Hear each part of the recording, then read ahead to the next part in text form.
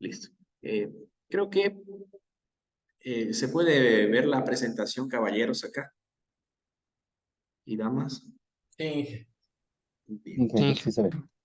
fantástico. Entonces, el día de hoy vamos a ver un tema súper interesante.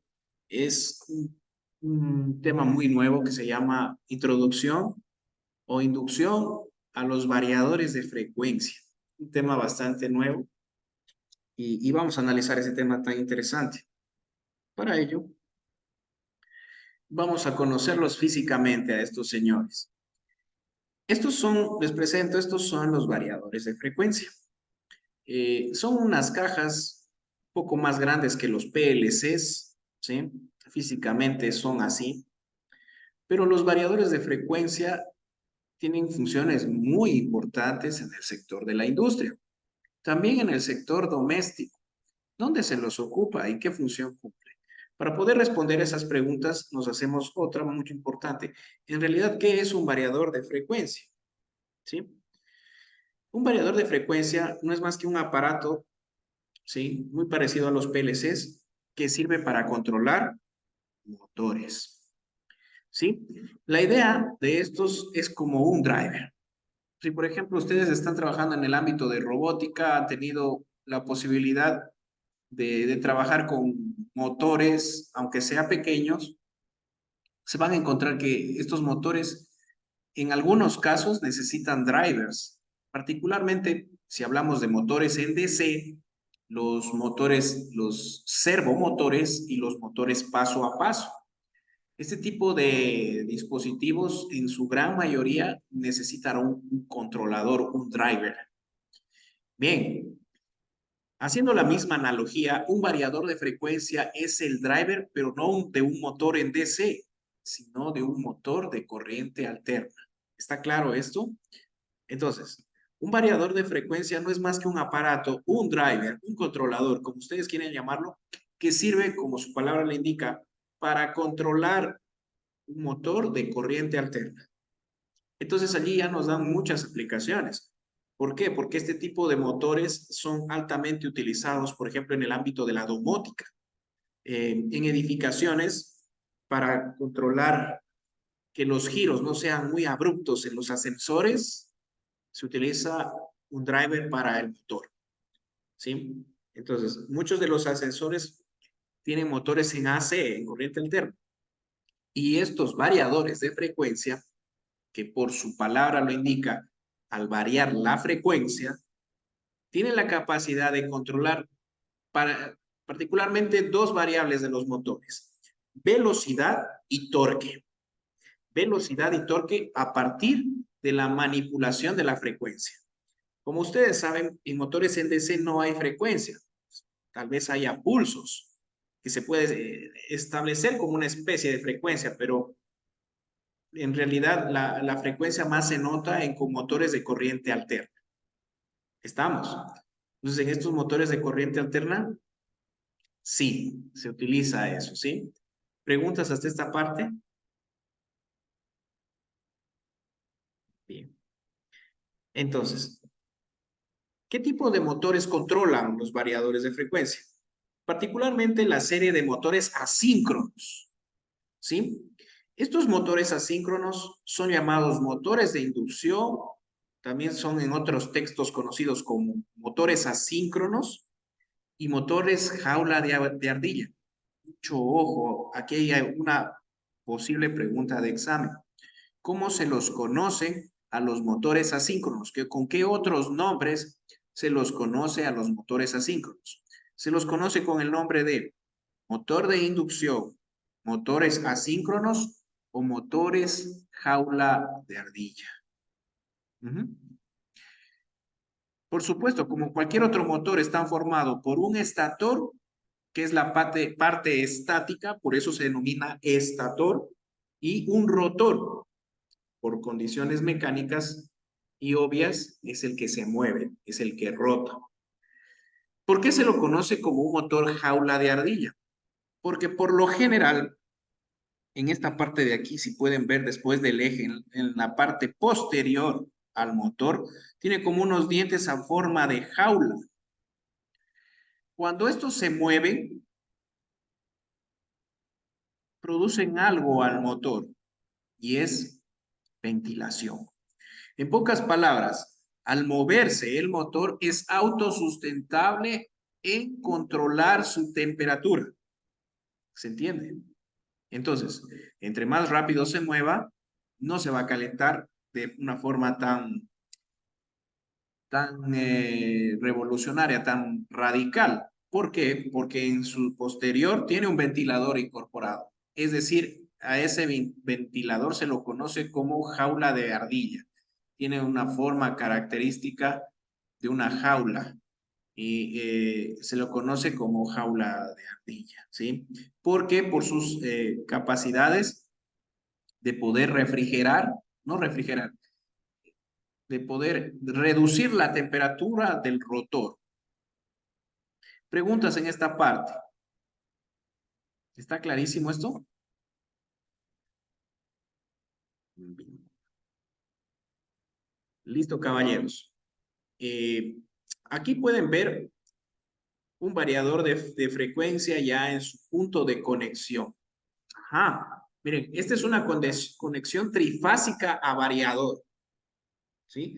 Es una condición o conexión trifásica a variador. ¿Entendido? Entonces, ¿quién me puede decir qué es esto que está acá al lado izquierdo? Esto que está, se puede decir, moviéndose el cursor, que está indicando el cursor del mouse. ¿Lo pueden observar? ¿Qué es esto? ¿Qué pueden observar aquí?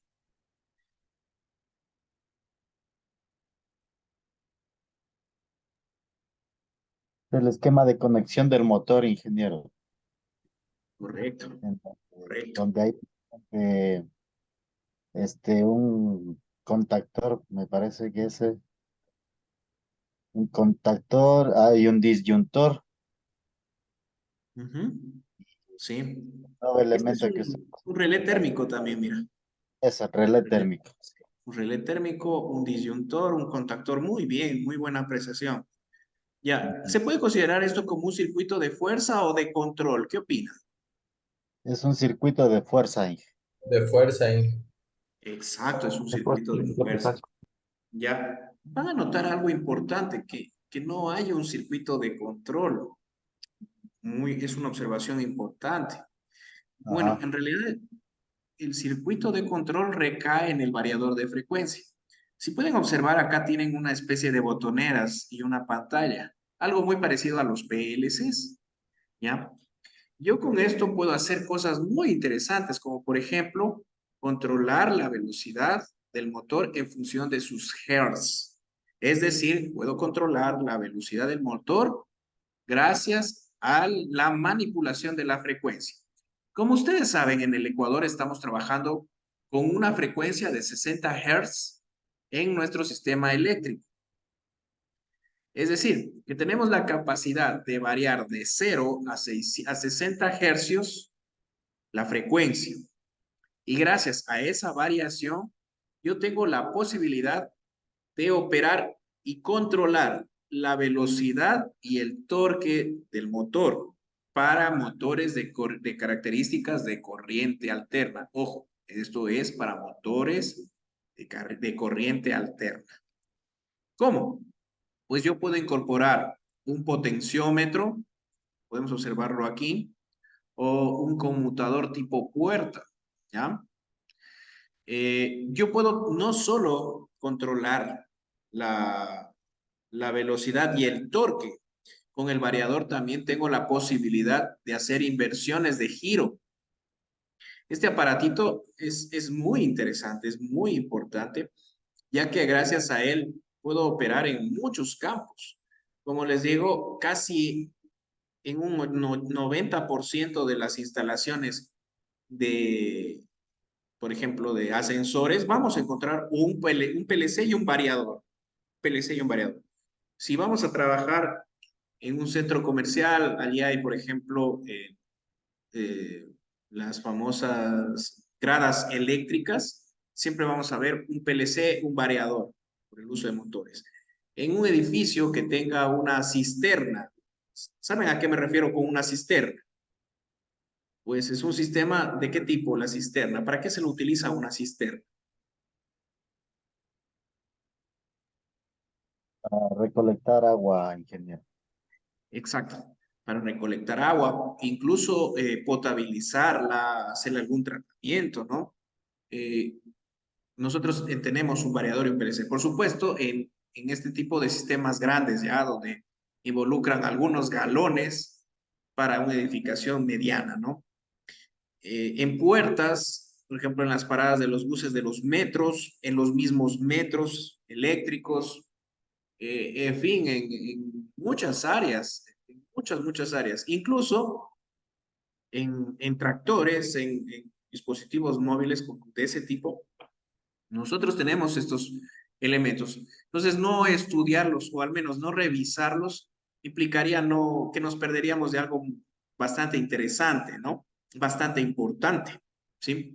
Entonces, a breves rasgos, el variador de frecuencia permite controlar los parámetros de velocidad, de giro del motor y de torque gracias a la variación de la frecuencia. Por eso se denominan variadores de frecuencia.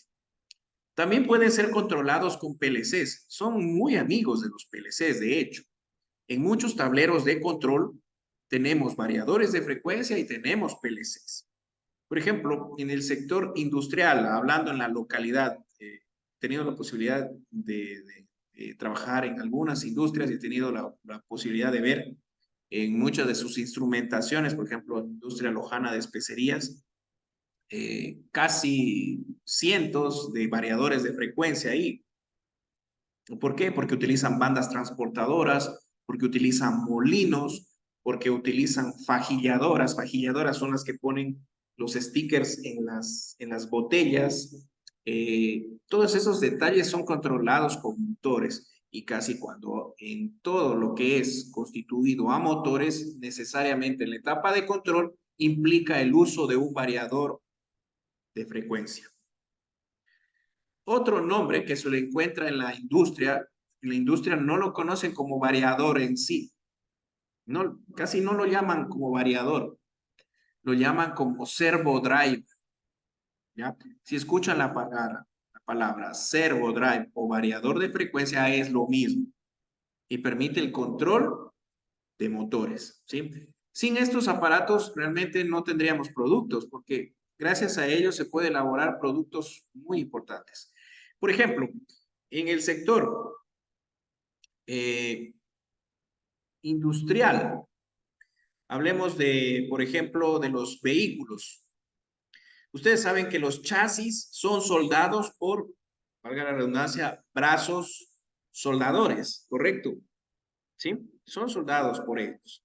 Entonces, estos brazos soldadores eh, muchas de las veces no tienen motores en DC. Miren, ¿por qué? Porque son muy costosos, son muy caros. Entonces, muchas de las empresas abaratan costos comprando motores en AC. ¿Y qué hacen para darles casi una misma, no se compara, pero casi llega a aproximarse la precisión de un motor en DC? Utilizan motores en AC, pero controlados con variadores y PLCs. Entonces, estos brazos se denominan brazos KUKA y estos brazos permiten la soldadura de tipo MIG en estructuras como por ejemplo el armado de aviones, el armado de tractores, el armado de vehículos, el armado de celulares, ¿sí? Todos estos detalles son muy interesantes de la robótica industrial. Entonces este aparatito es muy utilizado, realmente muy utilizado en el sector de la domótica, de la inteligencia en los hogares, de la automatización y la industria. ¿Cuáles son sus beneficios? Que obtiene mejores en la calidad de producto, eficiencia de procesos a través del control de un proceso rápido y preciso. Permite también, algo que me estaba olvidando, el arranque suave de un motor.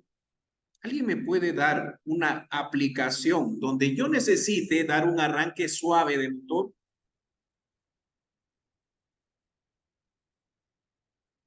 Tal vez. Una idea. parte de los vehículos, ingeniero. Los vehículos, correcto, mira, qué bien, los vehículos. Por ejemplo, si hablamos del tema de vehículos eléctricos, para ponerlo, digamos, de ese punto, eh, realmente si tuviera un torque muy grande, ¿qué pasaría? Si tuviera un arranque muy rápido, ¿qué podría pasar? Nos tocamos la cabeza en el parabrisas trasero. Es muy posible que tengamos accidentes, ¿no es cierto? Claro, Tenemos accidentes severos, ¿sí? Podrían los frenos también afectarse, ¿no es cierto? El sistema de totalmente. frenos también podría afectarse. Eh, Otra cosa, en el frenado eléctrico, hay en algunos casos que utilizan frenados eléctricos o frenados también, incluso hay algunos sistemas de frenados ABS. Ya, si hablamos de frenados, también no puede ser brusco el frenado, ¿no es cierto? ¿Por qué? Por obvias razones. Si vamos a velocidad y hay un frenado brusco, estaríamos propensos en una altísima probabilidad de sufrir un accidente, un volcamiento o un montón de estos elementos. Y son altamente entonces utilizados en estos dispositivos, no solo en el domótica, en fin, en muchos otros puntos. ¿Qué más podemos decir de eso? Reduce el ruido. En una industria grande ya o mediana, hablemos aquí en Loja, está Malca, está Ile, en Cuenca, está, por ejemplo, Craima, están la llantera Continental, son empresas medianas grandes, ¿ya? Tienen cientos o miles de motores. Imagínense que esos motores todos sonaran al mismo tiempo. ¿Considerarían que sería eficaz trabajar allí? Sería horrible, realmente no, la presión afectaría psicológica y neuronalmente a las personas ahí. Este aparatito, pues al trabajar en frecuencia, tiene la capacidad también, miren, de reducir el ruido, ¿sí? Y por supuesto, algo muy interesante, reducir facturas. Ujú. Es altamente eficiente porque mejora la calidad de los motores, reduce el consumo de potencia y por ende también reduce la calidad, el pago de la facturación eléctrica, sin desmejorar la calidad de los procesos. Entonces, estos señores realmente son súper importantes en el sector, en todos los sectores. Entonces, si por ejemplo notan que en un ascensor no tiene un variador de frecuencia, muy altamente las planillas de ese ascensor para el propietario van a ser bastante considerables. ¿Sí? En una cisterna. Entonces, si nosotros vamos a hacer algún trabajo en esa índole, es importante también hablarles a nuestros potenciales clientes que pueden gastar un poquito más en un variador, pero a la larga van a obtener beneficios muy interesantes, como la reducción del ruido, evitar que de pronto haya un arranque parada muy acelerado, o que pueden ahorrarse algunos dólares en el ahorro de energía. ¿Mm? Y por supuesto, que como es una inversión a futuro y de seguridad, podrían también reducir el tema de accidentes, ¿sí? Imagínense un ascensor que baje bruscamente, a pesar que tenga un sistema de frenado y baje en los pisos que son, si el accionamiento es muy sinuoso, es muy, digamos, caótico, ¿sí? Vamos a tener una experiencia terrible para las personas ahí, ¿no es cierto? Entonces, acá este señor ayuda a tener un traslado suave. Preguntas, caballeros, hasta aquí, ¿cómo les parece este tema? ¿Sí? Está entonces entendido esta pequeña sinapsis. Luego ya vamos a tener la posibilidad de operarlo en laboratorio, que está justamente planificado también para operar junto con la instalación de los contactores. Ahora, voy a Ingeniero, explicar esta grafiquita. Estamos graficando el performance, es decir, la forma de trabajo de un variador. se lo toma en cuenta en función del tiempo y la velocidad. Cuando hay un arranque suave, podemos elevarlo, un frenado eléctrico y mejora la calidad. Normalmente esto se da en los motores, es un abrupto proceso, ¿sí? Donde el variador de frecuencia lo que hace es intentar llegar a esto, a mejorar la calidad, llegar a un punto más suave, ¿sí? Por ejemplo, en el tema de bombeo de agua, los variadores ofrecen incluso algunas ventajas interesantes adicionales. Por ejemplo, en el tema de evitar el famoso golpe de ariete. Ya, esto es interesante. Nosotros tenemos en nuestra provincia, en el sector, por ejemplo, de Macará, de Catamayo, de Zapotillo, por ejemplo, en Catamayo tenemos plantaciones importantes de caña, en Macará, por supuesto, arroz, en Zapotillo también creo que tenemos arroz, ahora uva, en Zamora tenemos mucho lo que es el tema de plantaciones de plátano, de banana, de muchos, del café mismo en la provincia, en el oro también el café. Son plantaciones que implican el uso de altos niveles de agua y por lo general el agua es canalizada.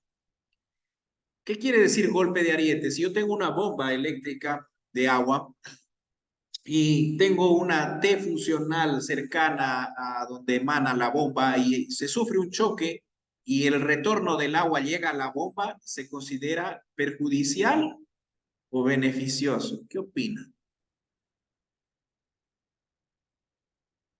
¿El retorno del agua a la bomba podría resultar perjudicial o beneficioso? ¿Qué opina? Sí, estropearla la válvula, ingeniero. El golpe Perdón, del agua podría estropear la válvula. La la podría válvula dañar a la válvula, una podría llegada dañar. brusca al agua. Exacto. Por lo general, muy bien, correcto. Entonces no podemos considerar algo bueno en eso, ¿no es cierto? Ese retorno de agua se denomina golpe de ariete. También se da no solo por el uso de unas Ts o del retorno del agua, también por las altas vibraciones en las tuberías. Hay ese proceso de retorno de marea, digamos, de retorno de corriente de agua, que por supuesto es altamente perjudicial para las bombas. Cuando son bombas pequeñas no hay problemas de un HP, pero hay bombas de 20 HP, 50 HP que pueden estar oscilando entre los 10,000, 50,000, $100,000. Entonces, allí la cosa es distinta, ¿no es cierto? El famoso variador de frecuencia tiene la capacidad de regularse en función de las vibraciones también. Tiene una función.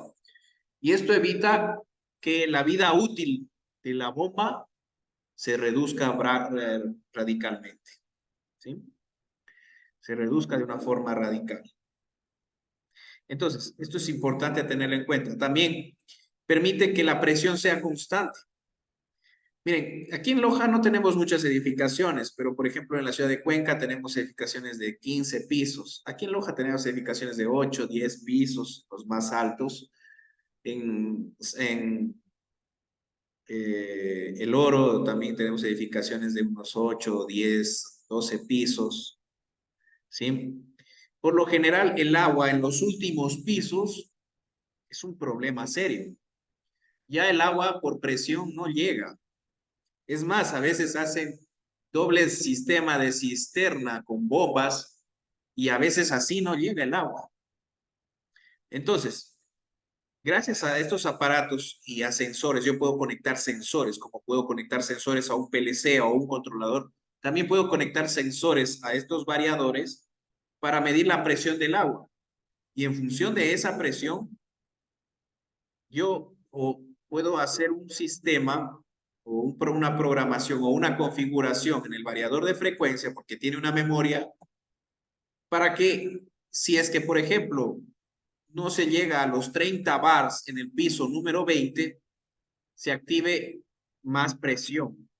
Entonces, el variador de frecuencia lo que va a hacer es que va a monitorear ese sensor si es que la presión baja de los 30 bar, entonces manda una señal por frecuencia para aumentar la revolución de la bomba y abastecer con unos 30 bar exactos a ese domicilio. Interesante. Por ejemplo, estos 30 bar hacen que pueda operar una lavadora de ropa, hacen que pueda operar un calefón, hacen que pueda operar una ducha eléctrica, hace que pueda operar el sistema de calefacción de los lavamanos, etcétera. Entonces, miren las posibilidades que tiene este aparato, ¿no? También tiene la capacidad de regular el flujo de salida, aumentar niveles de caudal, la posibilidad de, por ejemplo, dar o aumentar la vida útil de las bombas, porque ya mencioné anteriormente, y algo que es fundamental, los picos de arranque. Estos señores son los enemigos más destructivos de los que sufren los pobres motores, porque estos picos se elevan hasta 3 o 4 veces el valor nominal que soporta el motor. Claro, lo hacen en unidades de tiempo muy pequeñas, estamos hablando de milisegundos, pero a pesar de que sean así, llegan a en parte ir carbonizando poco a poco el devanado del rotor. Y al carbonizarlo, por ejemplo, el cobre pierde las propiedades de magnetización. Al perder las propiedades de magnetismo, ¿qué va a pasar con esa bomba? Pues va a perder potencia, va a quedar inerte, va a destruirse poco a poco. Entonces, este señor ayuda ahí mucho. Bien, vamos a ir corroborando estos detalles. Me parece que tenemos otra clasecita, no sé, me comentan, tenemos la clase